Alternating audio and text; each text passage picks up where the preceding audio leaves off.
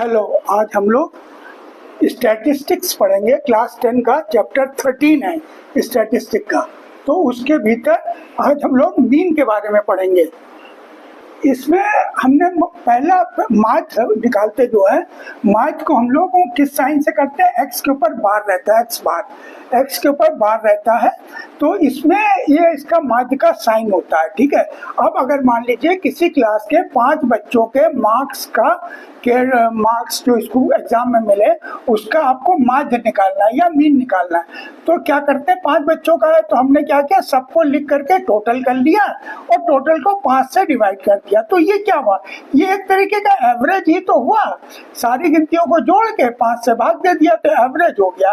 तो ये 50 आ गया। यही माध्य कहलाता है। माध्य का मतलब ही होता है दी हुई गिनतियों का औसत या एवरेज निकालना, ठीक है। अब मान लीजिए कि अब बच्चे 5 नहीं, बहुत ज्यादा है, 30 बच्चे हैं। तो 30 बच्चे का टोटल करना और फिर 30 से डिवाइड करना जो दिक्कत था। तो 30 बच्चों के नंबरों को अगर हम इस तरीके से लिख लें कि कुछ को 20, 80, 60, 50 और 40, इस तरीके से बच्चों को नंबर मिले और हर एक नंबर के कितने बच्चे वो लिखे हुए हैं, ठीक है। तो ये बारंबारता है, फ्रीक्वेंसी F1, F मतलब फ्रीक्वेंसी, वो उनकी बारंबारता लिखी हुई है कि वो कितनी बार आए हुए हैं।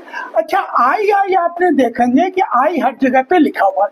आई का मतलब कुछ नहीं होता, आई का मतलब होता है 1 से। क्यों होता है कि ये जो गिनतियां लिखी होती है ये I1 माने 1 से लेकर के n तक की होती है। कहाँ तक की जाती है? ये 1 से n तक की, n नंबर तक की ये गिनतियां हो सकती है। तो इसीलिए पहले I लिखा रहता है, मतलब I की वैल्यू 1 से लेकर n तक की होती है। I मतलब 1 है, ठीक है। तो अब हम लोग यहाँ पर देख रहे हैं कि 6 बच्चे हैं, 8 बच्चे हैं, 5 बच्चे हैं। तो इनके नंबर का टोटल अगर करेंगे तो कैसे टोटल आएगा? हम इस F1 को इस X से एक्स मान लिया, इस एक्स बार यहाँ पे लगाते हैं जिससे ये अलग रहे। तो एक्स की वैल्यू लिख ली और फ्रीक्वेंसी उनकी लिख ली कि 20 कितनी बार आया, 80 कितनी बार आया। मतलब ऐसे अगर सीधे सीधे लिखा जाए तो उसमें 20 6 बार आ रहा होगा, 40 कितनी बार आ रहा होगा, 7 बार आ रहा होगा, इस तरीके से नंबर। तो सबका हम लोगों ने कर लिया टोटल। और टोटल करने के बाद में फिर इस लाइन का भी टोटल कर लेते हैं। इसको बोलते हैं सिग्मा। ये निशान क्या कहलाता है? सिग्मा कहलाता है, सिग्मा। तो सिग्मा का मतलब कुछ नहीं होता, इसका मतलब होता है सम। सिग्मा का मतलब सम होता है, जैसे मीन का मतलब एवरेज होता है, सिग्मा का मतलब क्या होता है? सम से होता है। तो अब सम हम फ्रीक्वेंसी का भी निकाल दिए। सम हमने इसको F और X को मल्टीप्लाई करके जो गिनती आ गई उसके बारे में लिख लिया गया। अगर आप सिंपली FX भी लिख देंगे तो भी कोई प्रॉब्लम नहीं है। तो अब फार्मूला आपका क्या है? मीन बराबर किसके होता है? सिग्मा FX अपॉन जितने स्टूडेंट है। जैसे पहले क्या था, टोटल अपॉन स्टूडेंट था, उसी तरीके से टोटल अपॉन स्टूडेंट कर दिया। तो 30 से हमने इस टोटल को डिवाइड कर दिया। आंसर कितना आ गया? 51.67 आ गया, ठीक है। ये बात समझ में आ रही होगी यहाँ पर। ये यहाँ पर ये हमने ऐसे ही आपको समझाने के लिए बताया।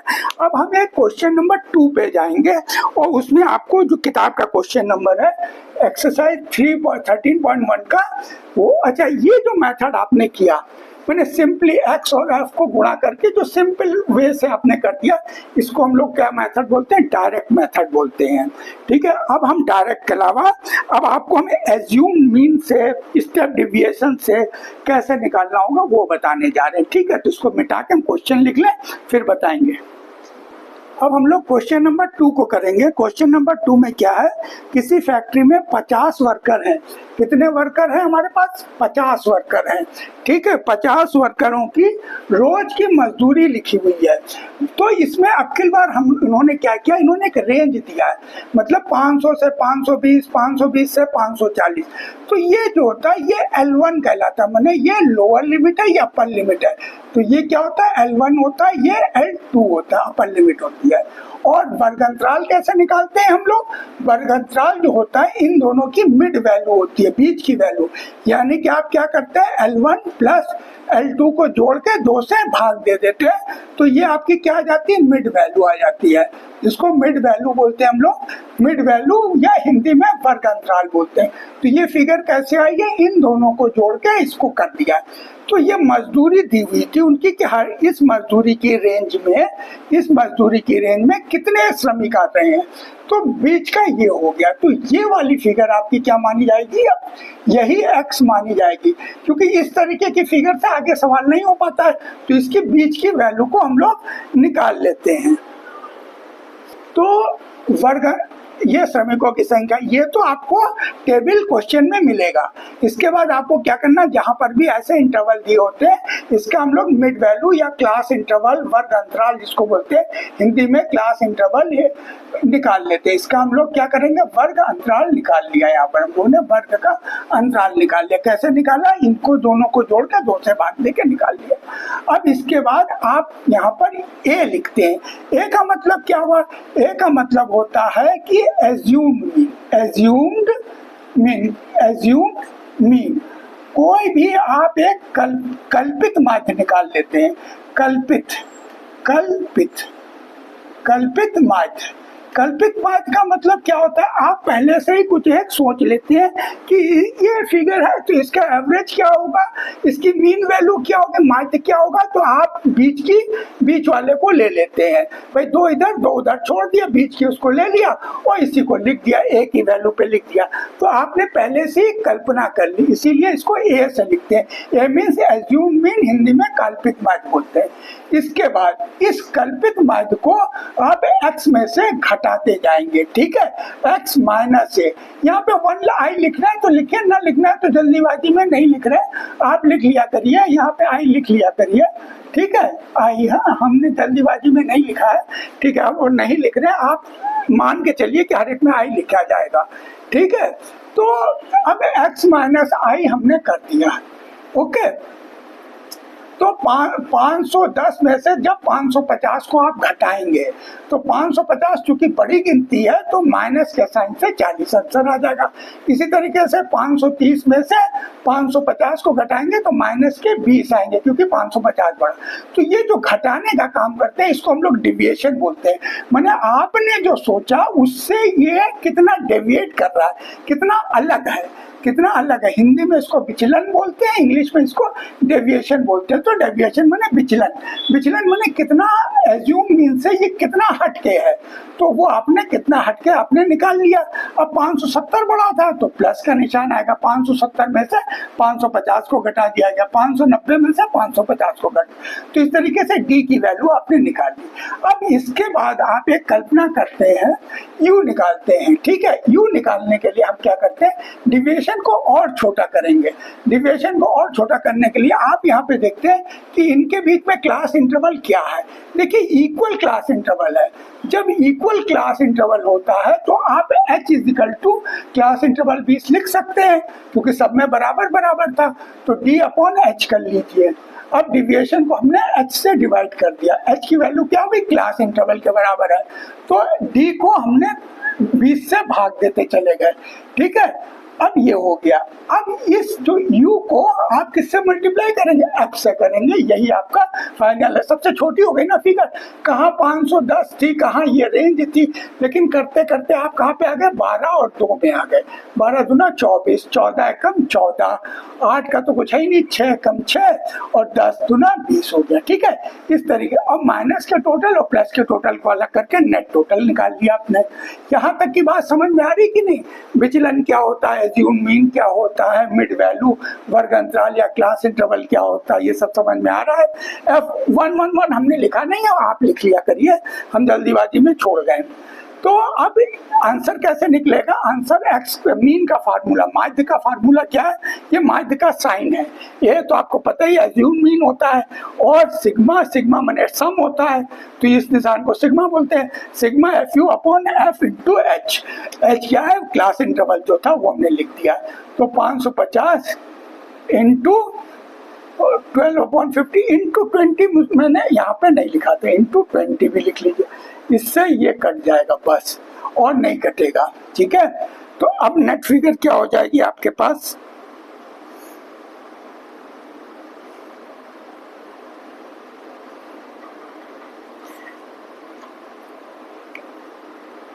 तो 12 गुना 24/5, तो ये वैल्यू क्या हो जाएगी, 550 माइनस का साइन है ना, माइनस 12 दूना 24/5, ठीक है। अब 24 को 5 से भाग दे दिया तो 4.8 आ गया, इसको 550 में से घटा दिया, ठीक है। तो आंसर आ रहा था 545.2, लेकिन चूंकि ये रुपीस में बताना है, रुपीस 2 फिगरों में होती है, इसलिए आपको एक जीरो अपनी तरफ से लगा के आंसर को बताना होगा। इस तरीके से हमारा क्वेश्चन नंबर 2 कंप्लीट हो गया। अब क्वेश्चन नंबर 3 में जाएंगे, उसमें अब हर बार ये इतनी सारी चीजें एक्सप्लेन नहीं की जाएंगी, सीधे सवाल को करूंगा, ठीक है। क्वेश्चन नंबर 3 बताने जा रहा हूँ। क्वेश्चन नंबर 3 करेंगे, ठीक है। इसमें हमें मिसिंग फ्रीक्वेंसी निकालनी, 5 मिसिंग फ्रीक्वेंसी निकालनी थी। तो मिसिंग फ्रीक्वेंसी क्वेश्चन में एफ जे लिखा हुआ है।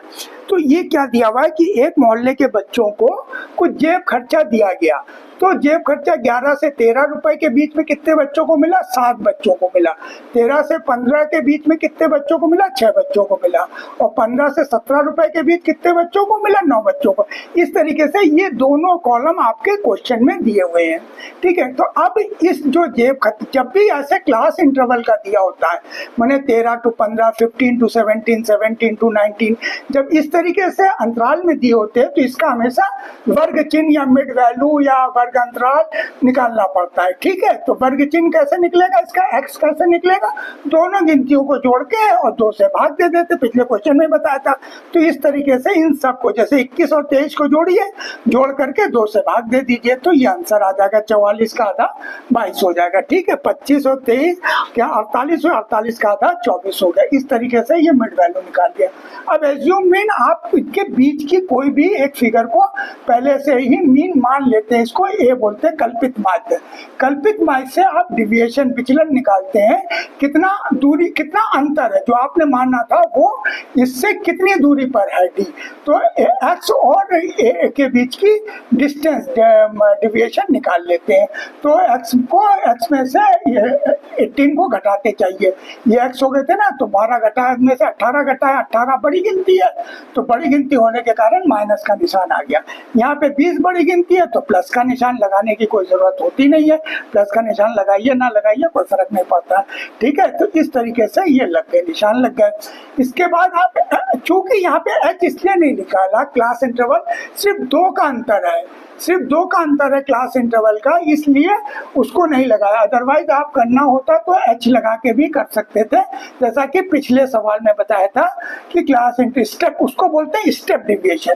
जो हम लोग एच की फिगर लेते हैं, जो हम एच की फिगर बना के चले थे और यू निकाला था, याद आ रहा है? तो ये क्या होता है, ये स्टेप डिविएशन कहलाता है, स्टेप डिविएशन, ठीक है, स्टेप डिविएशन। और इसको हम लोगों ने बाद में यू से डिनोट कर लिया था, यू इक्वल टू आपका निकाल लिया था डी अपॉन एच, निकाला था ना। तो ये जो यू होता है ये स्टेप डिविएशन होता है, ठीक है, स्टेप डिविएशन। तो अभी इस सवाल में हम लोगों ने स्टेप डिविएशन नहीं लिया क्योंकि वो सिर्फ दो होता है, एच किसके बराबर है? 2 के बराबर, क्लास इंटरवल 2 के बराबर, इसलिए नहीं लिया। तो अब 7 एफ डी किसको करेंगे? एफ और डी को मल्टीप्लाई कर दीजिए। डी की वैल्यू यही लिखी थी, 7 छंग 42, 6 चौक 24 और 9 दूना 18, ये तो 0 ही रहेगा। अब यहाँ एफ था, 2 से गुणा किया तो 2f हो गया, 5 चौको 20, 4 छंग 24, इस तरीके से आ गया। अब माइनस की फिगर को अलग टोटल करिए, प्लस की टोटल अलग कर लिया आपने, ठीक है। तो प्लस का जब टोटल कर लिया तो ये आ गया 44। अब इस 44 को 84 में से घटा दिया तो क्या बड़ी गिनती माइनस की थी, तो माइनस का 40 आपका आंसर आ गया, ठीक है। अब इसका ये कैसे निकालेंगे? तो देखिए क्वेश्चन में x की वैल्यू पहले से ही 18 दी हुई है, ए की जगह ए की वैल्यू लिख दी। ये नॉर्मल फार्मूला है जो आप हर सवाल में लगाते हैं, sigma F D upon sigma F. तो सिग्मा एफ डी कितने के बराबर हुआ भाई आपके?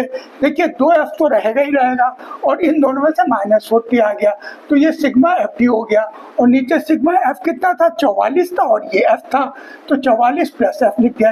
ये पूरी गिनती एक साथ रहेगी, ठीक है, ये ध्यान रखिएगा, पूरी गिनती एक साथ, आधी आधी करके इधर उधर मत करिएगा क्योंकि ये पार्ट्स में नहीं है, ये पूरा एक ही साथ है। अब 18 से 18 चले गए, 0 बच गया। अब ये नीचे की गिनती को हम ऊपर लाएंगे, ठीक है, क्रॉस मल्टीप्लाई इसको बोलते हैं सॉल्व करने के लिए। इधर क्योंकि ये गिनती डिवाइड में है, इधर आते ही वो मल्टीप्लाई में आ जाती है, तो ये गिनती जब इधर आएगी तो मल्टीप्लाई में हो गई। अब जीरो से किसी भी गिनती को मल्टीप्लाई करते हैं तो आंसर हमारा क्या होता है, जीरो ही होता है, और ये वाली गिनती ऊपर रह गई। अब इसका ट्रांसपोज कर दीजिए, -40 को दूसरी तरफ ले आइए ट्रांसपोज करते हुए, तो ये प्लस के 40 हो जाएंगे। प्लस के 40 इक्वल टू 2f, तो f बराबर 40/2, f बराबर 20 के हो जाएगा। तो f की वैल्यू कितनी निकल के आ जाएगी, 20 निकल के आ जाएगी। इस तरीके से आप मिसिंग निकाल सकते हैं, मिसिंग नंबर निकाल सकते हैं। ओके, ठीक है। अब हम लोग अगले सवाल पे चलेंगे। क्वेश्चन नंबर 3 हो गया। अब हम लोग करेंगे क्वेश्चन नंबर 5। अब हम लोग क्वेश्चन नंबर 5 लिया है। क्वेश्चन नंबर 5 की खासियत क्या है कि इसमें जो ये आमों की संख्या दी हुई है, ये देखिए कंटिन्यूअस नहीं है। जैसे 50 से 52 और 52 से 55 नहीं आ रही है यहाँ पे फिगर, बल्कि ये 53 हो जा रहा है। इसी तरीके से ये 55 है, लेकिन ये फिगर 56 हो जा रही है। तो ये कंटिन्यूअस नहीं है, वर्ग अंतराल लगातार नहीं है, नॉट कंटिन्यूअस क्लास इंटरवल है, नॉन कंटिन्यूअस है ये। नॉन कंटिन्यूअस के सवालों को करने के लिए हमें क्या करना पड़ता है, पहले तो ये सवाल किताब से देख करके जो भी पर्चे से आपने लिख लिया, आमों की संख्या लिख ली और उसकी पेटियों की संख्या, आपने फ्रीक्वेंसी लिख लिया, ठीक है, फ्रीक्वेंसी का टोटल कर लिया, यहाँ कोई प्रॉब्लम नहीं है।